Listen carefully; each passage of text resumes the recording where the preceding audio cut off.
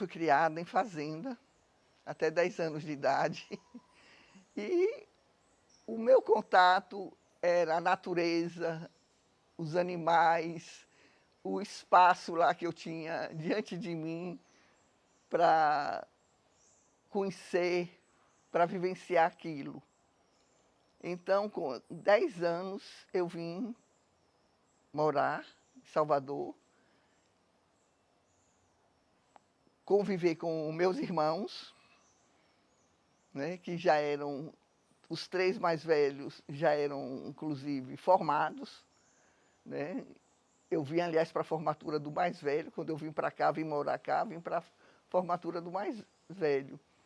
E então, foi aí que eu comecei a conviver. Eu digo isso, inclusive, no meu discurso de posse da academia, que eu fui civilizada quando cheguei aqui pelos meus irmãos mais velhos, entendeu? Porque era o sertão. Era uma fazenda no sertão.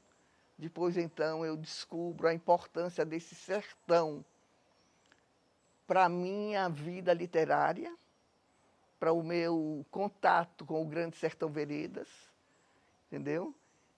Mas foi assim, eu descobri isso mais ou menos com 14, 15 anos, que eu descobri a literatura. E aí, mais adiante, eu descobri que eu queria fazer letras. E aí fiz. E aí foi realmente o contato com um mundo que eu, de alguma forma, pressentia, mas pela imaginação só, entendeu? Era um contato com aquela natureza, né, tão simultaneamente árida e fértil do sertão, né?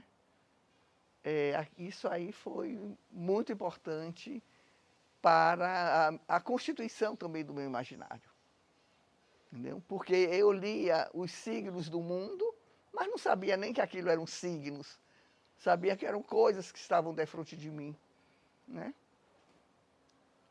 Mas depois eu vi aquilo em vários textos literários, de vários autores, né?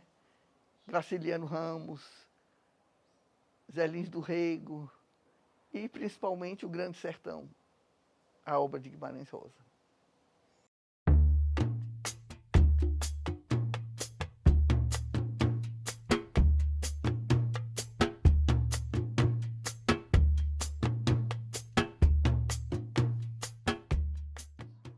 A academia tem um objetivo, né? Preservação da memória literária, da memória cultural da Bahia. E isso é muito importante, né? É uma tarefa, assim, que pode ser exercida de diversas maneiras, né? Tanto do ponto de vista literário, como do ponto de vista cultural, de outras artes, de outras, digamos assim, de outros campos do conhecimento, né? Que está e é é um trânsito, é uma relação de, de coisas, de conhecimento que de alguma forma se completam e se suplementam, né? Quer dizer, eu trabalho com a literatura.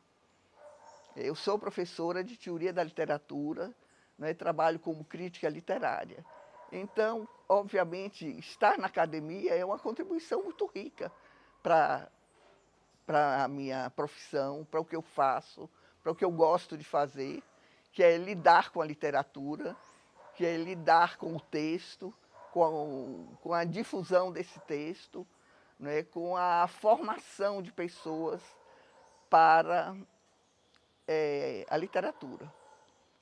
Então, claro que é muito bom estar na academia e estar simultaneamente em sala de aula, trabalhando, lendo esse coisa, esse texto precioso que é o texto literário, que nos ensina muito.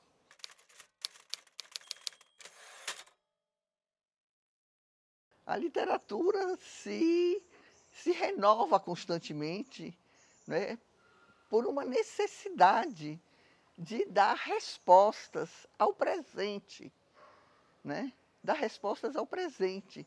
Então, ela não pode ficar estática, ela é dinâmica, ela responde a determinadas necessidades sociológicas, históricas, antropológicas e principalmente da própria literatura, que é a renovação da sua própria, do seu próprio material, que é a linguagem, né? Então, digamos assim, essa dinâmica, né, que se faz, inclusive, através da leitura. O escritor hoje, um escritor que, digamos assim, em formação, ele não pode prescindir dos clássicos, ele não pode prescindir da tradição, entendeu? Porque, quer dizer, essa concepção, que é uma concepção borgiana, de Jorge Luiz Borges, o escritor como leitor, né? O escritor é um leitor. Então, ele se faz rompendo com a tradição, ele rompe, é um duplo gesto. Ele, por um lado, precisa da tradição, mas, por outro lado, para que ele encontre o seu lugar nesse sistema que é a literatura, ele precisa inaugurar e romper com essa tradição, né? Que é o seu trabalho, é essa ruptura que ele faz em relação, principalmente à linguagem, né? Que faz com que ele encontre o seu lugar no presente, né? E que possa, então, se inserir nesse sistema literário que vem desde tantos anos, desde da Grécia ou muito mais, né? Então, nesse sentido, a academia, ela precisa ter também esse dinamismo e essa compreensão, entendeu? Estar ali com a memória cultural, com aquilo que já, aquela massa de, digamos assim, de livros, de escritas, né?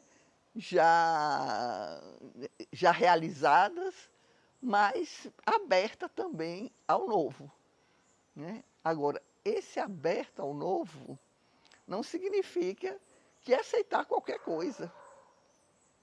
Não é aceitar qualquer coisa, né? Porque aí existem determinados padrões, né, que eles podem, digamos assim, a ruptura pode ser uma ruptura assim, uma transgressão imensa em relação ao que já se fez, mas que tem uma, digamos assim, uma organicidade dentro do sistema literário.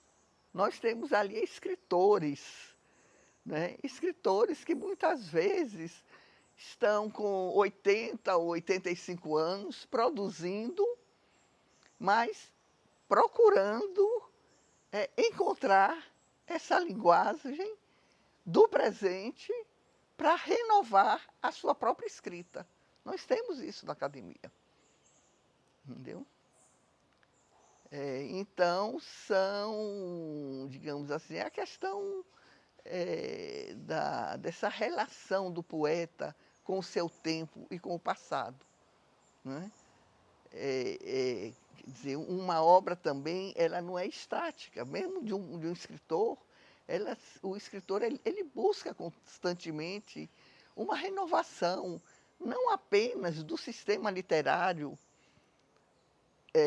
digamos assim, mais amplo, mas do seu próprio sistema, entendeu? Ele precisa se renovar, ele precisa se reescrever, entendeu? Porque, do contrário, ele cairá na redundância. E a redundância, de um modo geral, diz pouca coisa, traz pouca significação. né? A repetição, a redundância, diz pouco. Então, ele precisa se renovar como escritor.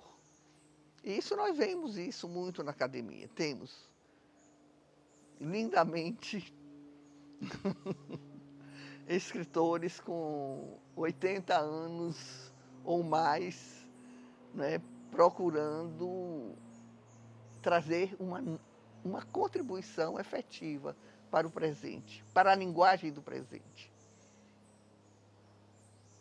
Que é uma linguagem aparentemente tão árida, né, tão hoje muito por causa da a linguagem que, digamos assim, que hoje prepondera do zap, da concisão, digamos assim, das abreviações e abreviaturas, né? Mesmo essa linguagem, assim, aparentemente tão seca, tão rápida, tão telegráfica, pode ser uma forma também utilizada pelo escritor para, entendeu, potencializar essas formas que aparentemente não dizem muita coisa. É uma espécie, o escritor ele faz uma espécie de sucata do que Juliette Grossman, por exemplo, ela dizia o sucateio. Não teve uma novela aí ela dizia o sucateio tudo, entendeu? Para justamente renovar a sua escrita. Então o escritor ele vai sucateando o que ele encontra, entendeu? E dando um novo revestimento a isso, potencializando aquilo que aparentemente não é muito descartável. A academia, ela tem jovens escritores que estão aí na arena literária e estão lá também na academia, né? Então, quer dizer, é uma questão, a gente sabe que a questão da literatura, ela passa também pelo gosto de cada um. Eu não vou dizer que todos, digamos assim, todos os acadêmicos possam aderir a isso, mas está acontecendo, entendeu? A literatura, a leitura do texto, passa por essa questão da subjetivação, né? Cada sujeito é um, e cada sujeito tem a sua forma de se relacionar com o texto, entendeu? Uns aderem facilmente a algumas inovações como essa, outros jamais. Quer dizer, eu posso citar isso, por exemplo, com aquele movimento da poesia concreta, né? Até hoje, depois de toda a contribuição da poesia concreta, tem pessoas, escritores, que acham que os concretistas fizeram um mal à literatura brasileira. Então, são as diversas leituras possíveis, né, para um acontecimento literário. A gente não pode padronizar. Por ser uma instituição, nós não podemos padronizar que aquilo seja aceito por todos.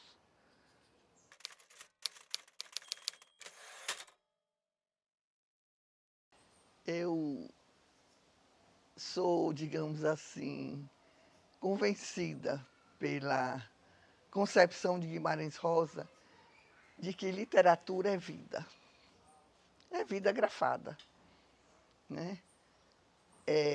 Ali pulsa a vida, né? Uma vida que muitas vezes é apenas imaginária, mas de um imaginário pulsante, que é o imaginário do escritor, mas que afeta cada leitor. Então, por exemplo, quando eu leio Grande Sertão Veredas, eu não vejo só, porque o Grande Sertão Veredas é uma biografia, a biografia de um jagunço, do jagunço Riobaldo, né? Um jagunço que procura entender o porquê ele viveu todas aquelas coisas no sertão, por que ele foi jagunço e por que ele foi amar uma pessoa que ele não devia ter amado. Ou pelo menos ele achava que não devia ter amado. Ele diz, num determinado momento, de ser jagunço eu não gostava, de Adorim era impossível. No entanto, ele foi jagunço e amou de Adorim. Como é que nós, leitores, podemos nos identificar com um indivíduo que aparentemente é muito distante de todos nós, né? Um jagunço, mas a vida daquele jagunço nos coloca, nos traz questões que são questões, digamos assim, de todos os viventes, de todos os seres humanos. Entendeu? Eu posso não ter sido jagunça, posso não ter amado alguém como ele amou, mas tem outras coisas na vida desse personagem que dizem respeito a mim, que dizem respeito à humanidade. Entendeu? Então, a literatura é uma forma de salvação. Eu vejo a literatura como uma salvação. Nós encontramos respostas que muitas vezes nós não conseguimos encontrar em outro lugar. Nem nas nossas reflexões, nem nos nossos diálogos com pessoas humanas de carne e osso. Encontramos ali em um texto. Às vezes é uma palavra, às vezes é uma frase, mas aquela frase tem uma repercussão na nossa subjetividade e através daquela frase eu posso reconstruir a minha própria vida e posso construir a partir dali minha própria biografia. Entendeu? Então, é algo mágico. A literatura é algo muito concreto, mas também é algo mágico. Entendeu? Porque ela nos fisga, ela nos dá respostas, ela nos coloca questionamentos, ela nos dá respostas e tudo isso é uma forma de salvação. Entendeu? Quer dizer, nós sabemos como em momentos muito difíceis da história da humanidade, né, aquelas pessoas que passavam por aquela situação encontravam na leitura uma forma de resistência. Ela dinamiza, ela potencializa a nossa imaginação, o nosso imaginário, porque literatura é imaginação, né? O poeta tem essa fertilidade, uma imaginação bastante fértil, mas nem todos nós temos. Às vezes precisamos desse imaginário artístico, não da literatura, mas da arte, né? A arte tem essa potência, tem essa força de trazer indagações. Tem, por exemplo, em termos de teatro,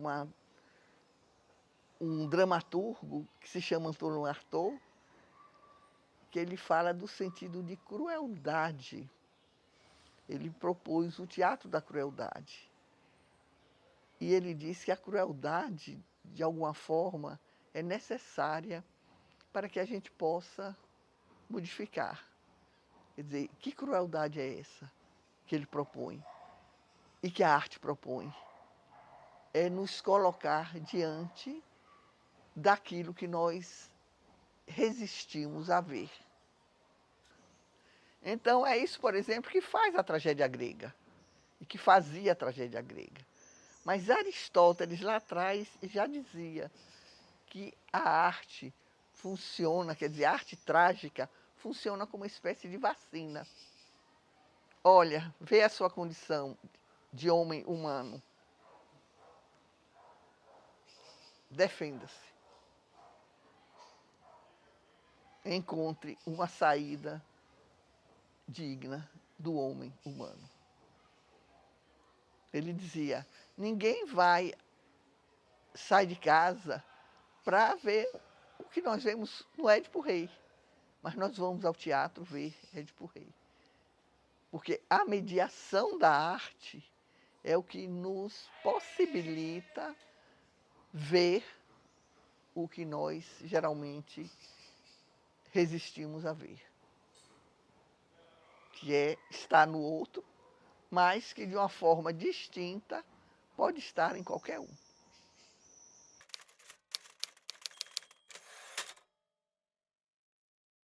Do ponto de vista das academias de letras, a imortalidade é a permanência naquele legado, no legado que o acadêmico deixa, né?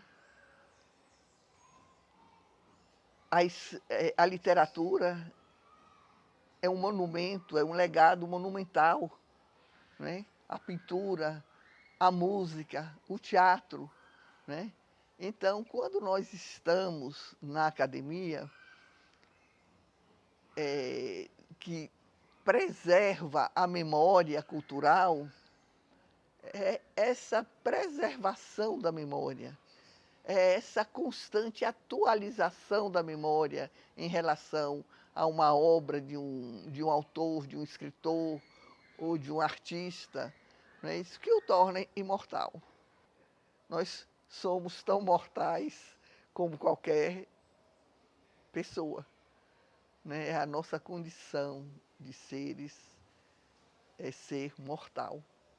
Mas ganhamos este título de imortal a partir desses rituais de preservação e de presentificação da figura daquele intelectual, daquele artista, daquele historiador, etc. Entendeu? Então, porque é uma obra que se torna também perene, né? Se torna sempre presente. Então, o espaço da academia todo é como se presentificasse naquele ritual, quer dizer, a importância dos rituais.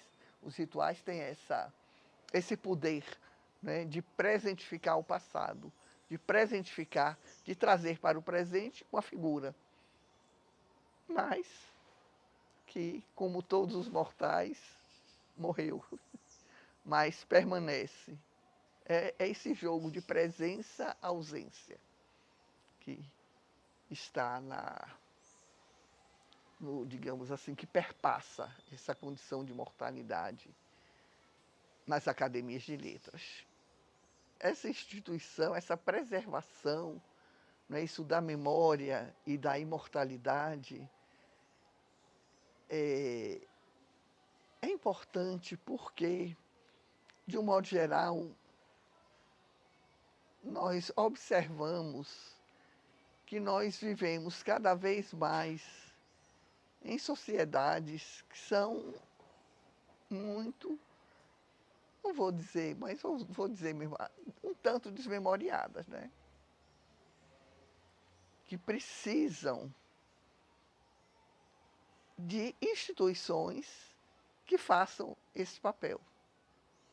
Entendeu? Porque nós temos realmente monumentos literários, monumentos artísticos que estão aí e que muitas vezes são ignorados, né?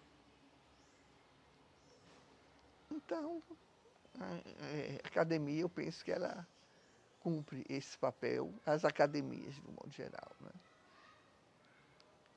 Muito bem. Tivemos agora uma bela posse de um acadêmico na Academia Brasileira de Letras, né, que fez um discurso belíssimo justamente sobre a imaginação, o imaginário, o poder da fantasia, né, que é o Estatuto da Literatura.